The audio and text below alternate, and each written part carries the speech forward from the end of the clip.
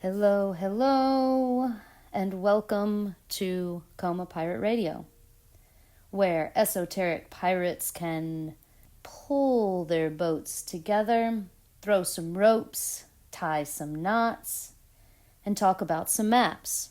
Today, with story time, we're going to talk about an old Sufi story called The Three Truths. Now, all of these Sufi stories were told verbally through thousands of years. And also, because they were verbal stories, they changed throughout time. They are timeless. All of these stories I get from Tales of the Dervishes, and I will maybe write all of the information of that book in the description below. Now, like a lot of stories, we begin with a king. It's interesting that we begin with the king. And this king happens to be in the book written as an ignorant and covetous tyrant. So, we got a king that's like, a fuckwad. And he decided he wanted to know the truth. It is known throughout the land that mystics, Sufis, and seekers seek the truth. And those, you can tell when you find a person that knows the truth, right? Like, if you know the truth, you can tell if somebody knows the truth. Or even if you don't know the truth, you see the shine of the other person. Like, wow, they look like a rock star.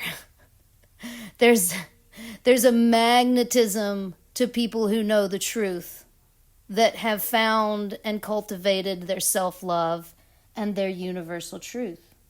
So this king goes out and he finds the mystic that he wants to know the truth from. He's like, that guy. Yeah, that guy knows the truth. Bring him to me.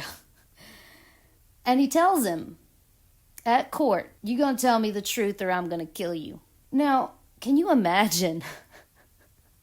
I, as a very sensitive yoga empath, feel it deeply. Like my body can sink into it and know. And also my dad was a lawyer, so I have been in courtrooms.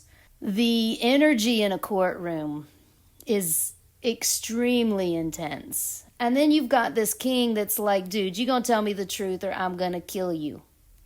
Now, as a mystic, what he's looking for, right? Like, we know what he's looking for. Why are we so prosperous and happy and joyful? And why do we appear, we've got something. There's something that we know that, the king doesn't. The king is like, what would you say, right? Like, this is like not just talking on Facebook where it's like, people are going to hear you. No, this king is like, you're going to tell me the truth or I'm going to kill you. What would you say? Right? He also states that this must be a provable truth.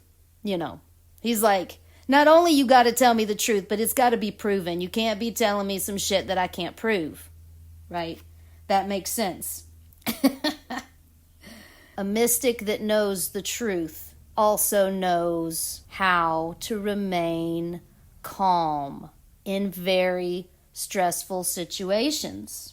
So this mystic says, first, do you observe that this court is a just court, and that if truth is found, the innocent is freed? Now, in our time, this is absolutely not correct. Realizing that, I already know that is not true in my time. So we're kind of fucked in court, if you know what I mean. I mean, a real Sufi that has the power wouldn't really be in court. There's all kinds of stories. But this story, the king admits, yes, I'm going to honor my court and say that if we find this true, I will honor my word, right? So this tyrant king at least says that. So we already see that the mystic is making sure that the king is going to keep his word. So the amount of calm in the thought process of, okay, he's going to kill me if I don't tell him the truth, and I need to prove it. So I need to at least make sure that he's going to free me if I tell him truths, right? Like, that's fucking brilliant. Biding time and using the mind. And then the Sufi says, not only will I tell you one truth, but I'll tell you 3 truths. Now think about the brilliance of this. This is already getting the king in favor. You're immediately manipulating the king's mood to be like, oh, you're going to give me 3. You're going to give me more than what I've asked. Brilliant. Brilliant. Okay, so then the Sufi says his first truth. My first truth is who I am. I am my name. And his name in the story is Omar, the Sufi of Tarragona. But we can see here brilliantly that the king cannot deny the fact and the truth that the man that stands before him is the man that stands before him. You can feel that king like, what the fuck, right? But now the Sufi has already told him he's going to give him more than one. So it's like, okay, because that first truth, as a awakened, enlightened being, that the first truth you're going to give a tyrant is not going to be well received. Who you are is what you tell a first tyrant when you experience a tyrant and you're a clear channel in a mirror, right? Shit. But this brilliant Sufi is like, okay, I got one. Now, the second truth, and I'm sure he said this really quickly, the second truth is that you have agreed to release me and not kill me if I tell you the truth.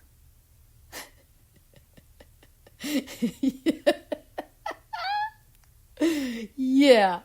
Can you imagine the energy in that room from that king? I can feel the feathers start to ruffle. Like, wait, what? Undeniable truth. Now, the third truth is that you, the king, wish to know the truth as you conceive it.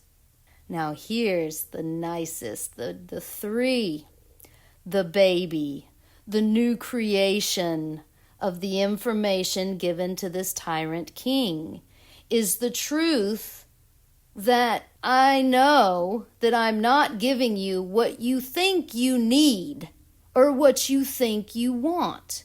Oh my God. Jesus, let's talk about doctors. And as a healer, and we're telling somebody, okay, look, you need to stop eating that shit. That's not what the patient wants to hear. What the patient wants to hear is, here, take 2 of these and call me in the morning.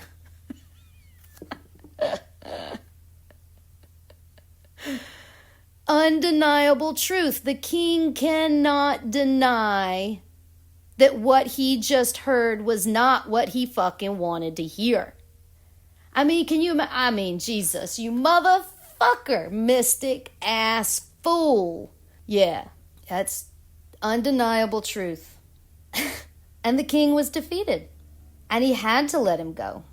Because he already admitted to himself and to the court, right, that he would let him go if he said 3 truths.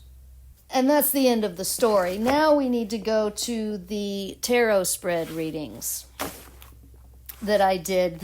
It's just brilliant. And I'm going to shuffle the cards.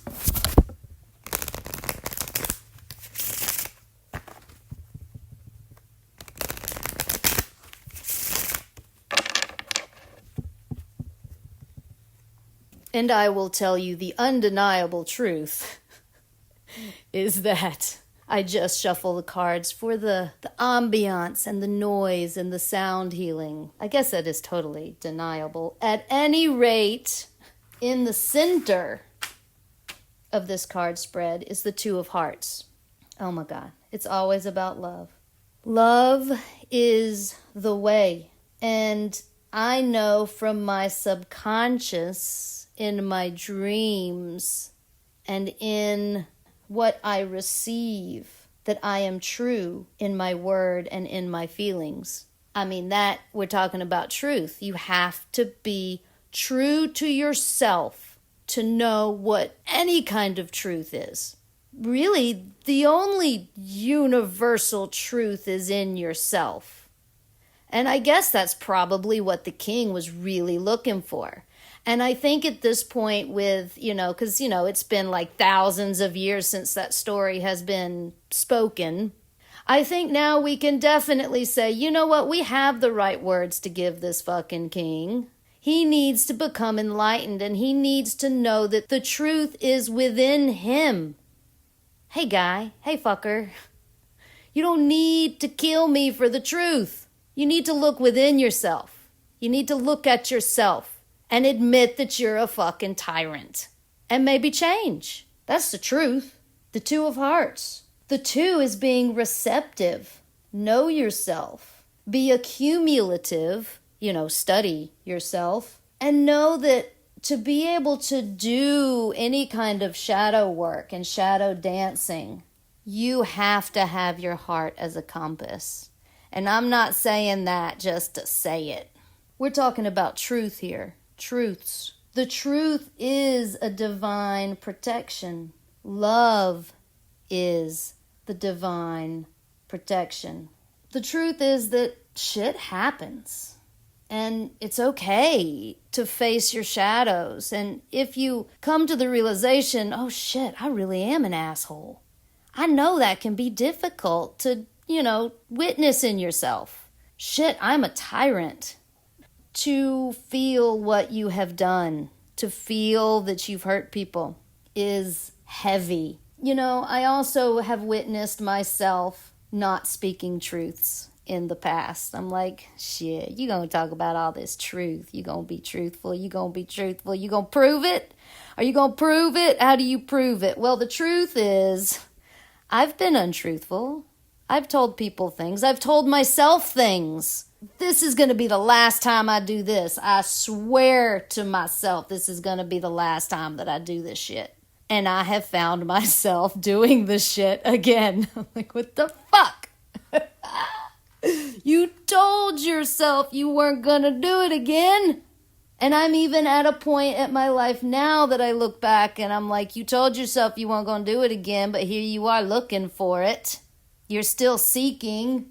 And you told yourself you weren't going to seek anymore, at least for a particular treasure, the particular diamond that, I keep shooting for, I keep looking for, and I keep getting, maybe different kinds of diamonds. It's not quite the diamond that I'm looking for.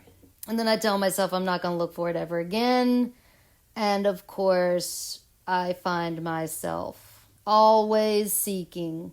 The two is that dual contradiction, right? So what does that mean? To understand that I am controversial, that some things that I say is going to be in opposition to some things I might say in the future or throughout the timeline. Some things I've said in the past are going to be different from what I say in the future. And why is this? Because the universal law of everything changes. Every cell on a nano, tiny particle basis is regenerating and dying and being born and dying over and over and over again. The loyalty that I have tattooed at my sacral chakra does not mean that I don't understand the truth of change. But now what I say has to be truthful in the time. At the moment that I say this, I know it to be true, I knew that I meant it. When I said this is the last time I'm going to look for this, I feel and I know that I meant it at the time. But things change. So the contradiction comes in that the two understands the truth of the one.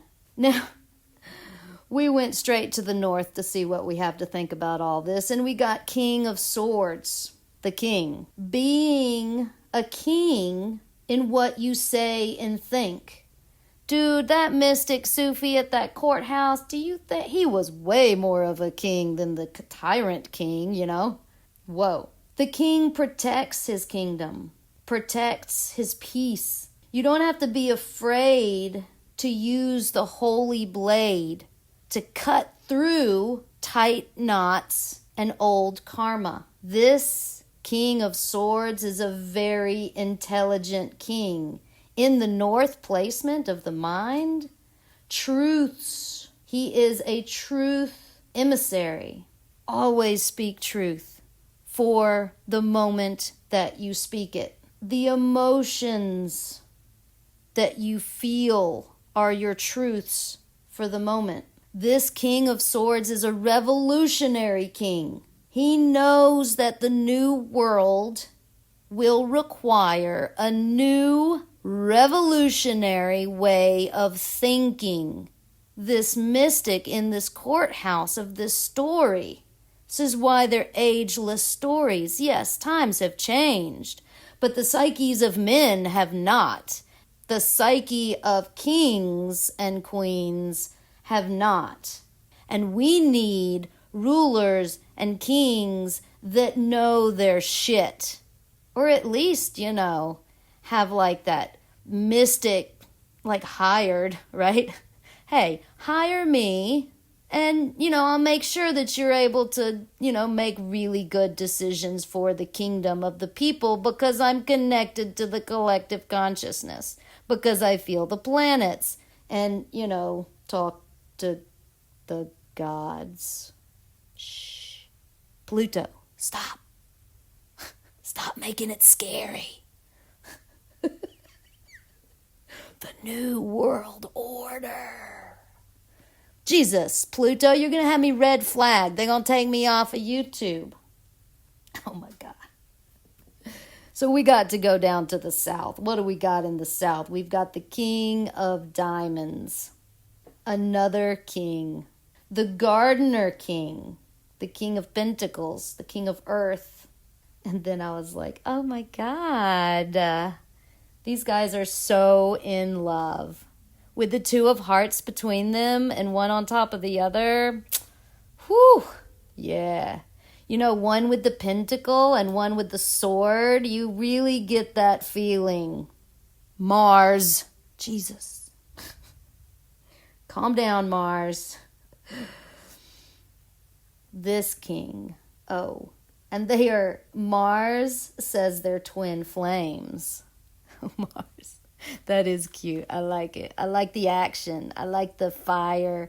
I like the passion. I am a tantrist. Let's get these two kings together. The Gardener King takes care of the earth, the physical, while the King of Swords is taking care of all the mind games and the politics. Ooh. Now that's a twin flame that I'm looking for. Are you looking for it? You said you weren't looking for it. There's a thing. Why would you not look for it? As a seeker, as a mystic, as a pirate, you're always looking for the treasure. But that I really feel that difference between the pirate that's just like, you stumble upon the treasure sometimes. Sometimes the obsession of seeking steers you in the wrong direction. Like if you're that kind of pirate that's like, it's coveting.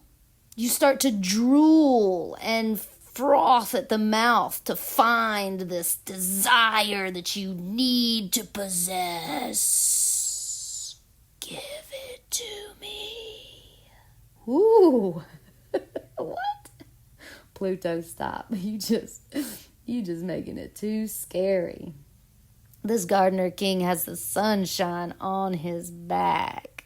He is digging in the garden and making all kinds of fruits and vegetables and taking care. You can see how beautiful he is. I can feel his skin warm from the sun. I can smell the earth on his skin.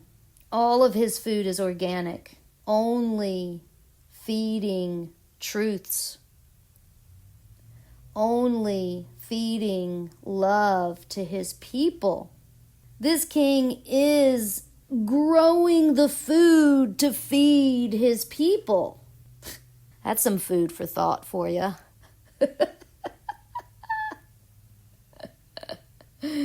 Yeah, I hear that.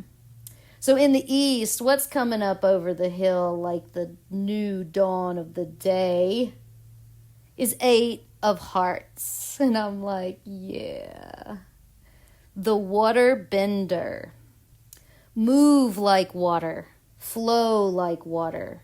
Understand that water, like, you can't freeze, right? Like the flow of the water. Well, and you learn from water. You have to, because water bending, the freezing is part of water too. Like learning when to freeze and when not to freeze, and how to freeze and how not to freeze, and when to flow and when to be hard, and when to turn into vapor, when to float away.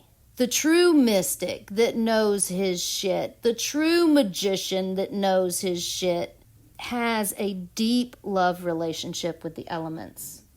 And this water, baby, oh gosh, this water has a lot to teach. Don't let the tide push you over.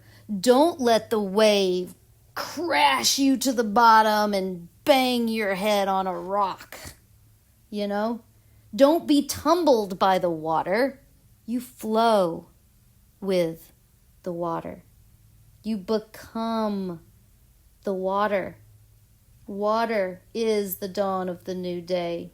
The universal swing becomes the joy ride. This is the sacred heart, the flaming heart, the passion of fire with the watery emotions of the heart, the true king's heart. You know, if we didn't have such bad fucking examples of kings and queens, we always think about the bad ones. Why you always gotta be obsessed with the bad ones? Memory is like that. You remember pain way more than you remember good stuff. Now, why the fuck is that? Which is one of the reasons why I absolutely am in love with my journal practices, because it helps me to remember the good things. Like, that was a horrible time. No, go back and read your journals. You'll tell yourself that it's okay. It wasn't that bad. And how many beautiful things you gained from that experience. All of your thoughts and your contemplations that you've written in these journals. They are your truths. Yeah, we need this organic gardener king. He is loved by his people. His people trust him. So what do we have in the West? The end of the day, we wrap it all up with the 10 of diamonds, the 10 of pentacles, i.e. the world. It's the peak of the 10. And the world is the physical dimension, matter, total realization. And I absolutely thought of this song that we used to sing in Sunday school. He's got the whole world in his hands. He's got the whole world in his hands. He's got the whole wide world in his hands. He's got the whole world in his hands. Dude. This song, I can feel myself as a little girl in Sunday school, and I had my hands cupped to hold it. I felt the world in my hands, dude. Like, as a Heyoka empath that had no idea what was going on in this life, I heard that and I sang this at Sunday school and knew it to be true. Oh, my little baby hands.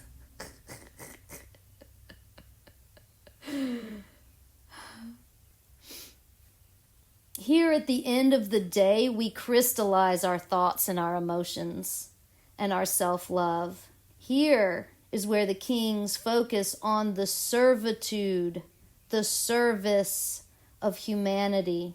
You know, I ain't doing this shit for money. I ain't making any money. I mean, you know, this is free content, by the way.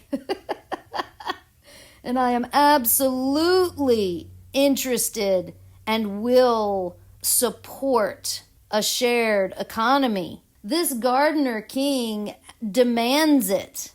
You know, maybe the King of Swords is a little bit colder. But you know, he's not the one feeding the people either. We know that this gardener king has love and is doing the best for his people. And he will get paid with love and energy. Like, I mean, he's going to be taken care of. He's not going to starve to death, right? He's got the garden. The garden is way more important than the coins. Let's think about the garden. In this garden, the seeds that have been planted have to be viable. And this King of Pentacles has total faith that these seeds will be taken care of. That he can do the work that it takes to maintain the garden. Not just to plow the fields. Now, I've seen many humans that have plowed the area of the field and then not put in the work to, you know, I mean, maybe they plant some seeds, but they don't sit and watch and water and maintain and care for the sprouts as they sprout, as they grow. The work that it takes to be a gardener is a long-term position, is a position that needs to be steady, that doesn't run off. You know, I've asked, how's the garden doing? And received absolutely no answer. I've witnessed this in a human being, and I'm perplexed. For a garden to be prosperous, speaking of truths that I can deliver. See, I think the mystic in this Sufi story definitely had a lot that he could have pulled out of his pocket, but what he pulled out of his pocket was brilliant. But there is universal truth that to grow a prosperous garden, it takes a lot of attention, time, focus, care, and love. I remember as a teenager reading the story of the Findhorn Garden that is still around. The book that was like, hey guys, if you love and sing to your plants, they will grow very well. And I'm like, oh, I always knew that. That is truth. Thank you, Findhorn Garden, for affirming that truth for me. And thank you guys so much for listening and supporting. Please don't forget to like and subscribe and share. It makes a huge difference in the pirate waters. To share this information is what is needed. All of the links are below. Yeah, all the links. You know what to do. I don't need to tell you what to do. Please, you know what to do that would be helpful. It would be greatly appreciated if you do it. And whether you're traveling physically or mentally, may it be in love, light, and shadow. And don't forget the lube. See, the lube is what gets you through the shadow. You grease yourself up before jumping into the cave or the mouth of the demon to be slippery in a wrestling match. Mars, okay, Mars had to come out right there at the end. Have a beautiful day. Ciao.